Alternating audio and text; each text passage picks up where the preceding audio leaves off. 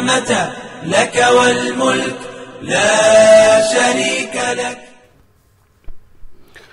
नाज़रीन आदाब, न्यूज़ 18 उर्दू में आपका इस्तकबाल है। मैं हूं मोहम्मद विसाल आजम और आप देख रहे हैं खबर खास। मुल्क में ही नहीं बल्कि पूरी दुनिया में जिस तरह से कोरोना वबा ने अपना असर छोड़ा है, उसने लगभग तमाम शोबे हयात को मुतासर किया है। फिर चाहे वो तालीम का शोबा हो, माशियात का शोबा हो, या खेल कूद का शोबा हो, या फिर मजहबियात का शोबा हो। और हम ख़ास तौर से बात कर रहे हैं हज की। जी हाँ, हज एक ऐसा फ़रीज़ा जिसे हर एक बंदा मोमिन उसके दिल में यह ख्वाहिश होती है, तमन्ना होती है कि कम से कम अपनी ज़िंदगी में एक बार वो हज बैतुल्लाह का सफ़र ज़रूर करें। लेकिन इन हालात में जबकि कोरोना वबा ने लगभग तमाम दुनिया को, यानी पूरी दुनिया के तमाम मुल्कों को मुतासर किया है, ऐसे में जो कोटा था, ख़ास तौर से हम बात हिंदुस्तान की कर रहे हैं कि हिंदुस्तान से हर साल जो आज़मीन का कोटा हुआ करता था, जो सऊदी अरब जा सकते हैं, उसमें कोटे से कहीं ज़्यादा बढ़कर दरख्वास्तें मौसूल होती थी। और फिर ये देखा जाता था कि इसकी स्क्रूटनी होती थी, और उसके बाद कई ऐसे हजरात होते थे जिनके मौका नहीं मिल पाता था, और कई खुशनसीब होते थे जिन्हें मौका मिलता था। लेकिन इस बार हालात बहुत मुख्तलिफ हैं। आप शायद जो हकीकत है, जो अदाद शुमार हैं, उसे जानकर हैरान हो जाए। लब्बैक अल्लाहुम्मा लब्बैक लब्बैक ला शरीक लक लब्बैक इन्नल हम्द वन्निअमत लक वल्मुल्क ला शरीक लक। जी हाँ नाज़रीन, हिंदुस्तान से इस बार जो आज़मीन की तादाद है वो दरअसल इस बात से अंदाज़ा लगता है कि कितनी बड़ी तादाद में ये जो दरख्वास्तें हैं वो दाखिल की जा रही हैं, हज फॉर्म भरे जा रहे हैं। हालांकि हज फॉर्म के भरे जाने में पूरे एक महीने की तौसी की गई थी, यानी 10 दिसंबर का ही वो आखिरी तारीख हुआ करता था 2020 में ही, लेकिन उसे बढ़ाकर जनवरी यानी 2021 जनवरी के 10 तारीख तक उसकी तारीख में तौसी की गई थी। और ये उम्मीद की जा रही थी कि अब जो एक महीने का ये जो तौसी की गई है, इसमें शायद बड़ी तादाद में आज़मीन हज जो है वो अपने फॉर्म भरेंगे। लेकिन जो अब भी जो तादाद है वो बहुत ज़्यादा मायूस कुन है। और क्यों ऐसे हालात पैदा हुए हैं? क्या सिर्फ कोरोना वबा के वजह कर ही ऐसे हालात बने हैं, या फिर कोरोना के वजह कर और उससे पहले जो मुल्क की हम बात कर रहे हैं, नोटबंदी या जीएसटी, ऐसे कई ऐसे मामले आए हैं जिसके लेकर ऐसा समझा जाता है कि जो तिजारत है, तिजारती शोबे से जो लोग जुड़े हैं, उन पर काफ़ी असर पड़ा है, उनकी आमदनी पर सीधा असर पड़ा है। तो क्या ये एक वजह है, या फिर कुछ ऐसी प्रोसेस जो पहले कभी हज दाखिले में नहीं हुआ करते थे, जैसे आईटी रिटर्न फिलअप करना, ऐसी कई चीज़ें हैं जिसकी वजह कर क्या जो हज की तादाद है आज़मीन हज की, तो वो कम इस वजह से हुई हैं। ऐसे कई मामलों को हम आज जानने की कोशिश करेंगे।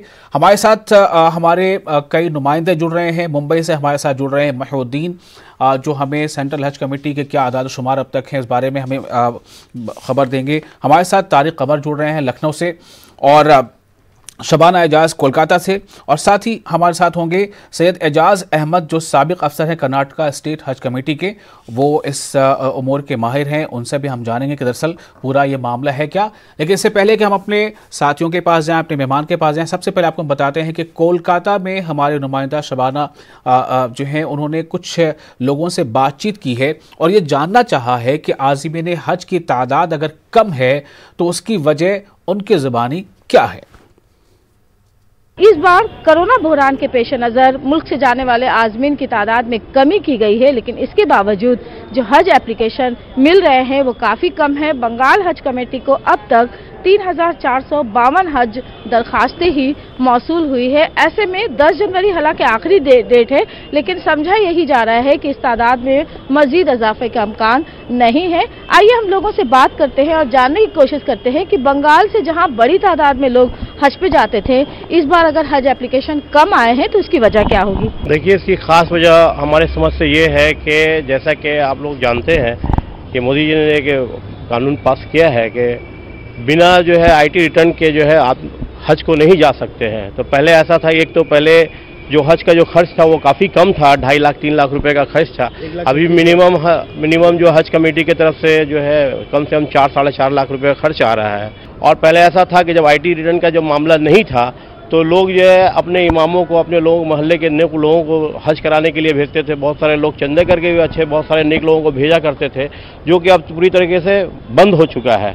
बहुत कम लोग हज पे जा पा रहे हैं, जिससे कहा जा रहा है कि हमने 2012 में हज किए थे, 1,36,000 समथिंग लगा था उसमें हम अपने, और उस टाइम में 10,000 कुछ लोग गए थे। अभी तो ऐसा है कि हज कमेटी डेली एडवर्टाइजमेंट कर रहा है कि आप आइए। कौन किसके पास है इतना, किसी के पास इतना माली हैसियत नहीं है जो जा सके। ये जो हालत हो गया, खाने पीना मुसलमान तरह से कहाँ से हज में जाएंगे। ये कोरोना कॉल जो हो गया है, इसी में तो आदमी कारोबार सब आदमी का चौपट हो गया है। नियर बाय में आप देख सकते हैं यहाँ पे कई। मेन बात है कि ये जो गरीब आदमी 4 लाख रुपया कहाँ से लाएगा, मसला तो ये भी आ गया है। और पैसे वाले लोग तो जा सकते हैं, कभी भी जा सकते हो। मैं मोदी जी से अपील करता हूं कि इस 4 लाख के प्रोजेक्ट को हटा करके बराए मेहरबानी जो पहले वाले सब्सिडी थे, जैसे भाईजान ने कहा कि 2012 में 1,36,000 रुपये में जा रहे थे, बस उससे थोड़ी बहुत वो तरमीम कर दे ताकि कुछ गरीबों को भी नसीब मुयस्सर हो सके, हज की सादत हासिल कर सके। तो आपने सुना, ये अवामी राय है, लोगों की ये बातें हैं, और लगभग इसी तरह के तासुरात, ऐसे ही बातें तमाम लोगों से जिन से हमने बात की, जहाँ हमारे नुमाइंदों ने बातें की हैं, और अब तक जो हम आपको रिपोर्ट दिखाते रहे हैं उससे यही बातें सामने आ रही हैं। फिर भी हम अपने नुमाइंदों से जुड़ेंगे और जानना चाहेंगे कि और इसके अलावा क्या ऐसी बातें हैं और अभी ताज़ा अदाद-ओ-शुमार उनकी रियासतों में क्या है। तारिक कमर हमारे साथ मौजूद हैं लखनऊ से, शबाना कोलकाता से और महिउद्दीन मुंबई से। महिउद्दीन, सबसे पहले मैं आपके पास आना चाहूँगा, चूँकि आप सेंट्रल हज कमेटी को बारीकी से वहाँ पर आपकी नज़र है और आप पूरा डेटा आप समझ रहे हैं, जान रहे हैं। महिउद्दीन, एक सवाल यहाँ पर यह है कि टोटल जो अब तक, यानी कि 1 महीने की तौसी के बावजूद अब सिर्फ 2 दिन रह गए हैं और 10 जनवरी आखिरी तारीख है, कितने फॉर्म मौसूल हुए हैं, और अगर इसका हम मुआवजा करें गुज़िश्ता बरस से तो उसमें कितना फासला नजर आता है?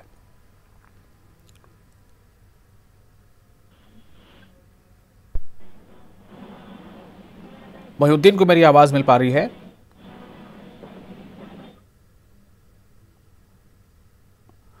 महिउद्दीन से हम फिर बात करने की कोशिश करेंगे। हमारे साथ तारिक कमर भी हैं लखनऊ से। तारिक, बहुत ज़्यादा जो आदाद-ओ-शुमार हैं, कुल जो अभी नंबर्स हैं वो तो यहाँ हमने अभी नाज़रीन को बताया भी कि 53,500 अब तक जो मौसूला दरख्वास्तें हैं वो मरकज़ी हज कमेटी को मौसूल हुई हैं। सवाल ये पैदा होता है कि हम उत्तर प्रदेश के बारे में आपसे जानना चाहेंगे कि उत्तर प्रदेश में क्या इस बार रहा और ये कितना असर इस पे दिख रहा है, कोरोना या फिर मईशत की सुस्त रफ्तारी का। विशाल, देखिए, दोनों पहलू बहुत अहम हैं और जैसा कि आपने अभी रिपोर्ट में भी दिखाया, लोगों की राय भी सामने आई और हमने भी मुख्तलिफ शोबे के लोगों से बात की है, मुख्तलिफ उन नुमाइंदा लोगों से बात की है जिनका ताल्लुक हज कमेटी से भी है, जो बाकायदा प्राइवेट टूर्स एंड ट्रेवल से भी ताल्लुक रखते हैं और अवामी तौर पर भी इन तमाम मसाइल में और मराहिल पर दिलचस्पी रखते हैं। तो देखिए, बुनियादी बात यह है कि जो कुछ भी उत्तर प्रदेश के हवाले से अगर मैं बात करूँ तो जो कुछ भी ऐलानात किए गए, जो कुछ भी तशहीरी प्रोग्राम किए गए, वो उनकी सूरत हाल बड़ी गैर यकीनी और बड़ी मुतज़ब्ज़र रही। बुनियादी बात यह है कि देखिए, कहा जाता है कि साहब ये इतनी रकम जमा कर दीजिए और इसमें तोसी भी हो सकती है, यानी कि मतलब एक दफ़ा कहा जाता है कि 2,40,000 रुपये का खर्च आएगा, फिर उसके बाद कहा जाता है 2,60,000 का आएगा, फिर तीसरा बयान ये आता है कि नहीं ये 3 लाख से ऊपर जाएगा, चौथा बयान ये आता है कि 5 लाख से ऊपर भी जा सकता है। तो देखिए, इतने बयानात आए और जिसकी वजह से लोगों में गलतफहमी पैदा हुई।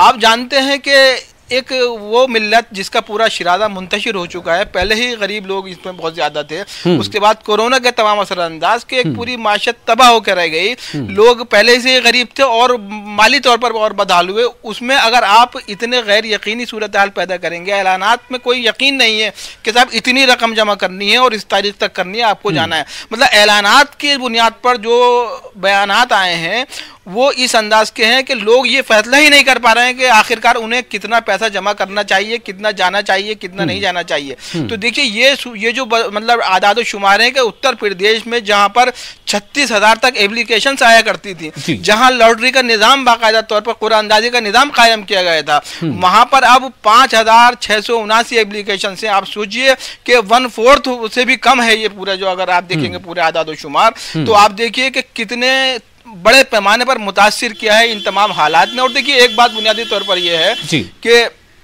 बिलाशुबा कुछ चीजें अच्छी हुई होंगी, लेकिन एक बात मैं आपको बता दूं कि इस मौजूदा दौर इख्तिदार में ये जो आंकड़े हैं, चाहे वो असबाब कुछ भी रहे हो, मुसलसल हम देखते हैं कि तनज़्ज़ुल की तरफ गामजन है। तो देखिए इसमें बहुत अहम जिम्मेदारी बनती है उन तमाम हुकूमत के अहलकारों की, जिम्मेदारान की, जो कहीं ना कहीं इस तरफ तवज्जो नहीं दे रहे हैं। अवामी तौर पर जब हम बात करते हैं तो लोगों में हम गम गुस्सा देखते हैं। बहुत जिम्मेदार लोग जो हैं वो, ये अलग बात है कि माइक पर बोलना पसंद ना करें या उससे गुरेज करते हो, लेकिन सबके जो कमोबेश राय है, जो आरा सामने आ रहे हैं, वो यही है कि लोग हुकूमत के जो इक़दाम हैं उनसे मुतमईन नजर नहीं आते हैं। जो हिकमत अमली वज़ा की जा रही है उससे कहीं ना कहीं लोग मुतासिर नहीं हो पा रहे हैं, कहीं ना ये खदशों में, अंदेशों में मुब्तला हैं, जिसकी वजह से मुकम्मल सूरत हाल जो पैदा हुई है वो ये हुई है कि हज का जो पूरा एक निज़ाम है वो हम देखते हैं बुरी तरह मुतासिर हो रहा है, विशाल मुतासिर हो रहा है। और जाहिर सी बात है कि जो भी अभी हमने कोलकाता के कुछ लोगों से, जो शबाना ने बात की थी, उन तमाम लोगों की बातचीत में एक अहम बात यह भी थी कि आईटी रिटर्न। शबाना, मैं आपसे जानना चाहता हूं कि ये आईटी रिटर्न वाले मामले ने किस हद तक मुतासर किया है आज़मीन हज की दरख्वास्तों की जो तादाद है उसको?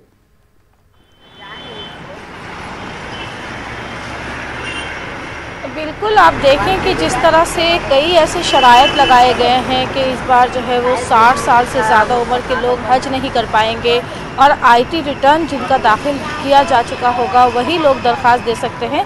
तो आप देखें कि जो लोग ज़्यादातर जो हज के लिए जाते हैं वो देहातों, गांव ग्राम के लोग होते हैं, दूर दराज से आते हैं। जो शहर के लोग हैं, जो पैसे वाले लोग हैं, वो अपनी आराम और सहूलत का ख्याल रखते हैं और वो टूर ऑपरेटर पर डिपेंड करते हैं कि उनके बहुत ज़्यादा सहूलत मिलेगी, बहुत ज़्यादा वक्त नहीं लगेगा। लेकिन जो हज कमेटी से जाते हैं वो ऐसे लोग होते हैं जो मुतवस्सित तबके के लोग होते हैं। बहुत ज़्यादा ऐसे लोगों को भी हमने देखा है, खासकर जब बंगाल के आप आज़मीन को देखें तो यहाँ लोगों की एक बड़ी तादाद आज़मीन की ऐसी होती है जिनकी उम्र ज़्यादा होती है, जो बुजुर्ग होते हैं और काफ़ी गरीब होते हैं, अपनी ज़मीनें बेचकर वो जो है हज पे जाते हैं।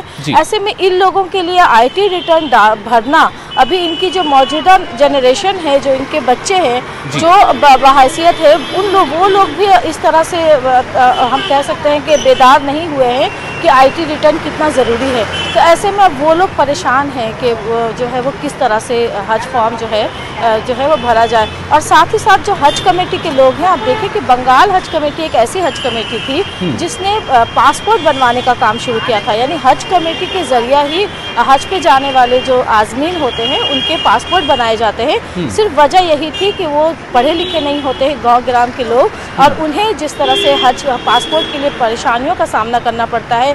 बॉर्डर इलाका है बंगाल का, बहुत सारे ऐसे ज़िले हैं बंगाल के जो बॉर्डर सरहदी इलाके हैं, तो वहाँ के लोगों के लिए पासपोर्ट बनाना बहुत ही मुश्किल होता है। तो ऐसे में हज कमेटी सामने आती है और वो पासपोर्ट बनवाती है और उन्हें जो है वो पासपोर्ट मिलता है।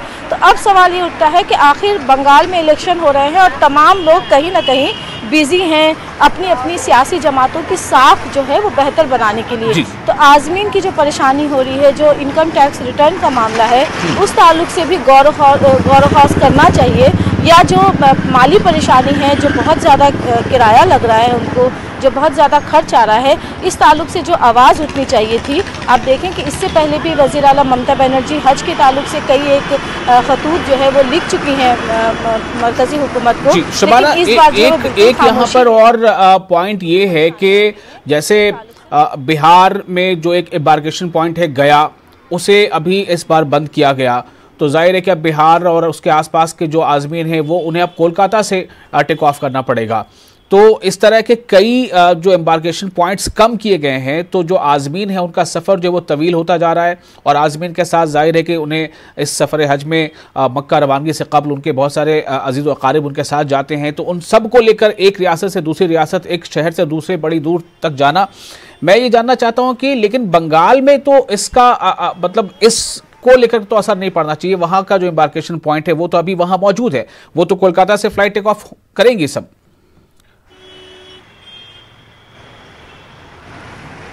बिल्कुल, और यहाँ जिस तरह से 3-3 हज हाउस है तो इस तरह से परेशानी शायद नहीं होगी कि अगर लोग अपने रिश्तेदारों को लेकर आए तो इनके लिए रिहाइश का भी इंतज़ाम होता है। बिहार और झारखंड के आज़मीन भी, क्योंकि उनका खर्च अगर वो गया से जाते हैं तो वो ज़्यादा खर्च आता है और अगर वो बंगाल से जाते हैं तो उनका खर्च कम आता है। और न सिर्फ बिहार और झारखंड बल्कि आसाम के आज़मीन भी बंगाल से जाते हैं। सिर्फ उस वजह यही होती है कि वो माली जो बोझ है वो कम हो।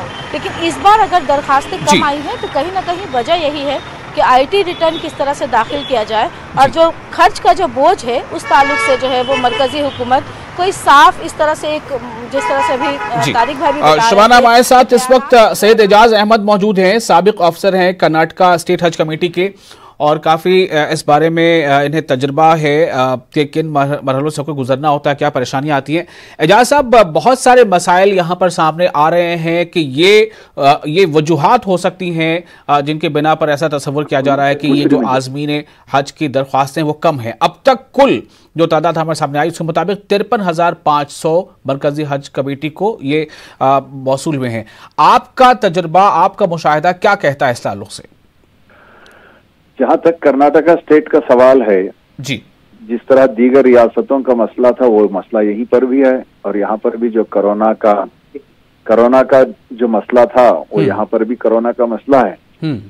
अगर इसमें दो चीजें हैं, एक लोग जो है अफवाहों पे या जो फेसबुक या व्हाट्सएप पे जो खबरें पहुंचती हैं उससे भी मुतासिर हैं, और दूसरी जो चीज रास्त हज कमेटी ऑफ इंडिया मुंबई से जो इन्फॉर्मेशन आता है उससे भी हम जो है वाकिफ हैं।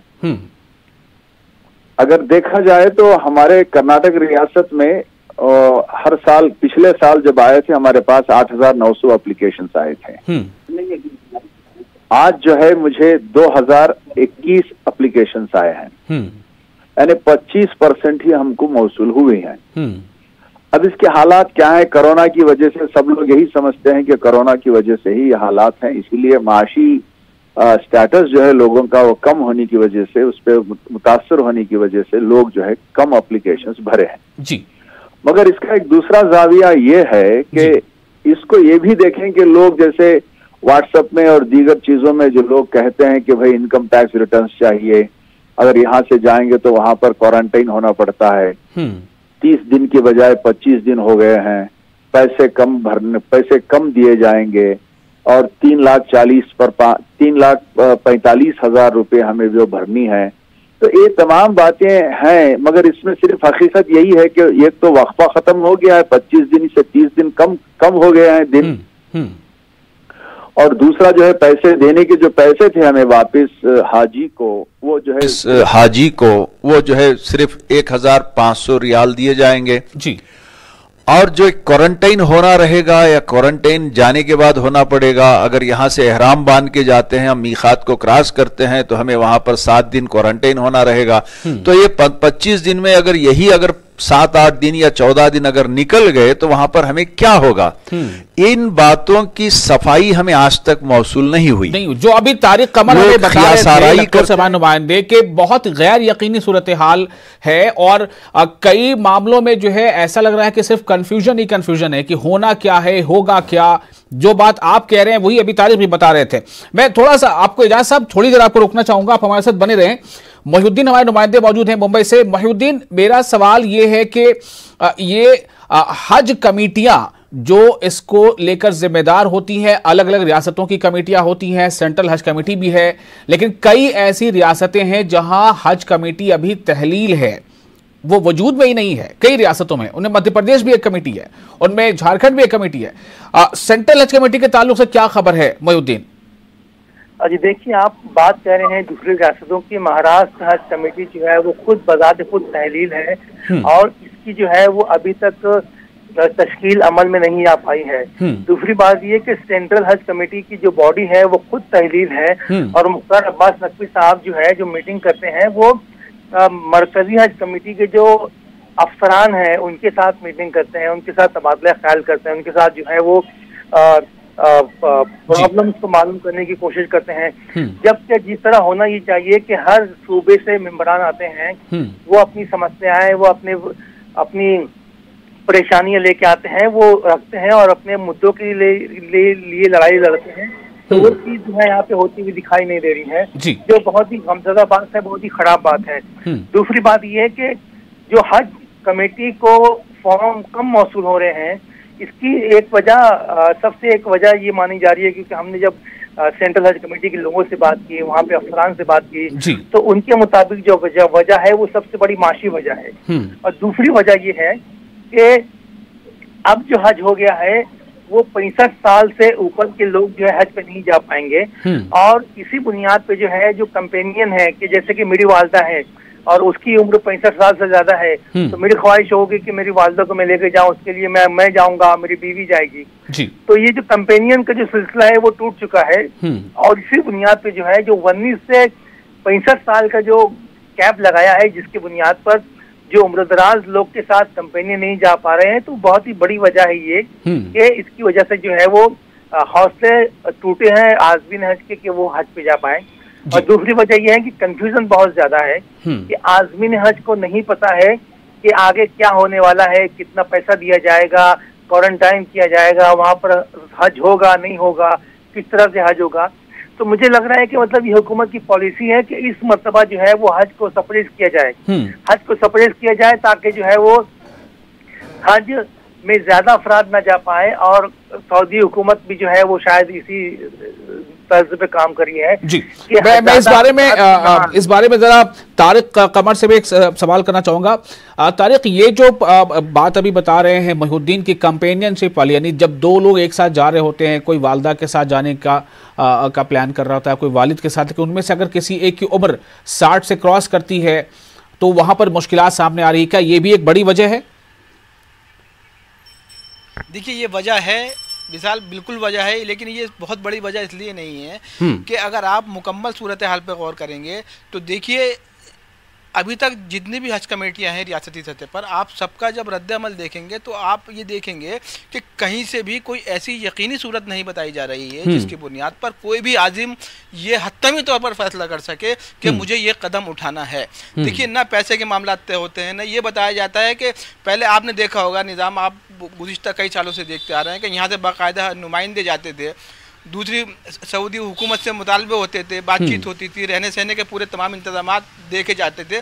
किसी भी सतह पर कोई कदम अभी तक उठाया नहीं गया, और उठाया गया है तो उसकी वजाहत नहीं की गई है। देखिए, देहात और मज़ाफ़ात के लोग जो हैं वो जाहिर है कि कन्फ्यूज़न का शिकार होते हैं, बड़े पैमाने पर होते हैं, और जब ये जो मजहबी असफार होते हैं इसमें आदमी कोई रिस्क लेना नहीं चाहता है, एक नियत करके निकलता है, और अगर उसमें ज़रा सी भी कोई कहीं खदशे या अंदेशे उसको घेर ले तो वो अपने कदम पीछे इसलिए वापस कर लेता है कि खुदा न खास्ते ऐसा ना हो कि अपनी पूरी उम्र की जमा पूंजी लगाई जाए। आपने देखा होगा कि बड़ी तादाद उन गुरबा की होती है, तमाम जिंदगी हज के लिए बाकायदा पैसा जमा करते हैं। अब उनसे अगर आप ये कहिए कि साहब आपको 2 लाख में नहीं बल्कि आपको 3 लाख में या 4 लाख में या 5 लाख, तो आप जाहिर है कि ये बिल्कुल बट नेचुरल है, फितरी बात है कि उसके कदम पीछे हट जाने हैं।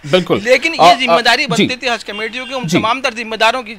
जी जी, तो और एक अहम सवाल एजाज साहब से मैं पूछना चाहूँ। एजाज साहब, देखिए, अभी हमारे नुमाइंदे ने बताया कि सेंट्रल हज कमेटी भी तहलील है, मध्य प्रदेश की हज कमेटी तहलील शुदा है, झारखंड की हज कमेटी तहलील शुदा है, कहीं अगर हज कमेटी है तो उसका चेयरमैन नहीं है। मतलब ये जो सूरत हाल है, इससे क्या अंदाजा मिल रहा है? क्या वाकई ऐसा लग रहा है कि डेलिबरेट एक कोशिश है कि इस बार आज़मीन कम से कम जाएं, हालांकि इसका सीधा असर रेवेन्यू के फॉर्म में हज कमेटी को भी पड़ता है? एजाज साहब,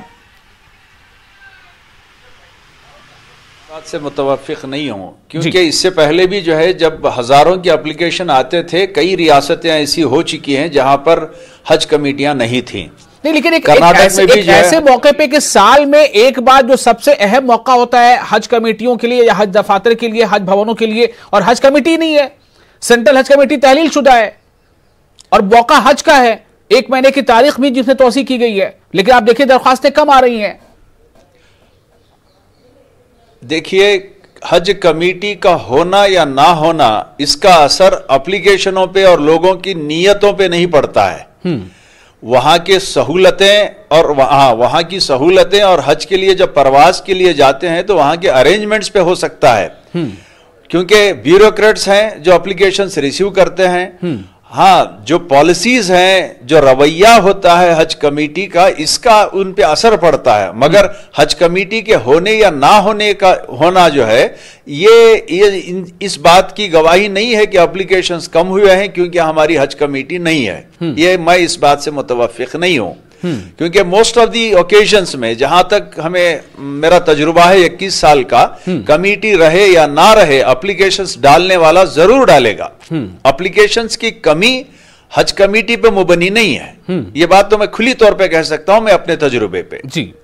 और एक बात मेरे साथी कह रहे थे कि ये जो 70+ के जो एप्लीकेशंस रिसीव हुए हैं, ये इसका असर यूं होता है कि हर रियासत में 70+ के जो एप्लीकेशंस होते हैं वो 5 to 10% होते हैं।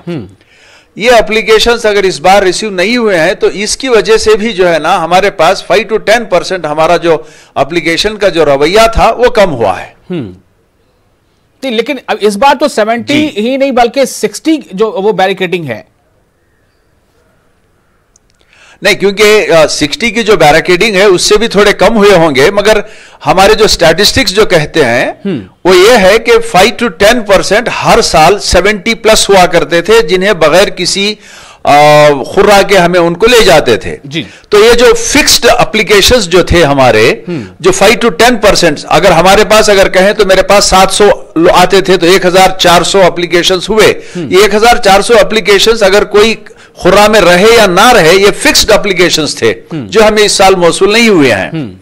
तो इससे भी जो है ना हमारे 5 to 10% ऑफ एप्लीकेशंस जो है ना हमारे कम होने की वजह ये भी है। वक्त मेरे पास बहुत कम रह गया, आपको मैं सिर्फ 40 सेकंड अब और दे पाऊंगा। मैं सिर्फ ये जानना चाहता हूं आप अपने तजुर्बात और मुशाहदात पे बताएं कि क्या वजह रही कम होने की तादाद। कोरोना एक ही सेंटेंस, कोरोना। अच्छा। और और वजाहत नहीं है, हुकूमत से कोई साफ वजाहत नहीं है। ये और आज बहुत अहम पॉइंट है। जैसे आपने कहा कि नियत नहीं बदलती लोगों की, लेकिन नियत इंसान करता जरूर है, लेकिन जब उसे ये पता नहीं होता कि क्या क्या किन किन मराहिल से गुजरना होगा भी कि नहीं होगा, पैसे 2 ही लाख लगेंगे या 5 लाख तक लग सकते हैं, ये एक बहुत बड़ी वजह है। हमारे पास अब जो आदाद शुमार है उसके मुताबिक कुल अब तक 53,500 मरकजी हज कमेटी को ये दरख्वास्तें मौसूल हुई हैं, जो कि बहुत कम है। कहाँ 2 लाख तक का कोटा हुआ करता था और अब ये देखिए। सवाल इस बात को लेकर है, हम सब सोचें कि क्या नियत में फर्क आ रहा है, नियत में आजमीन के फर्क आ रहा है, या फिर नियत में जो हमारा इंतजामिया है, जो हमारी सरकारें हैं, जो सिस्टम है, उसमें कुछ कमी आ रही है। बहरहाल एक बहुत ही अहम फरीजा है। उम्मीद करता हूं कि इस फरीजे से लोग पीछे नहीं हटेंगे। बहुत शुक्रिया आप तमाम लोगों का हमारे साथ जुड़ने के लिए। मुझे दीजिए इजाजत। आदाब।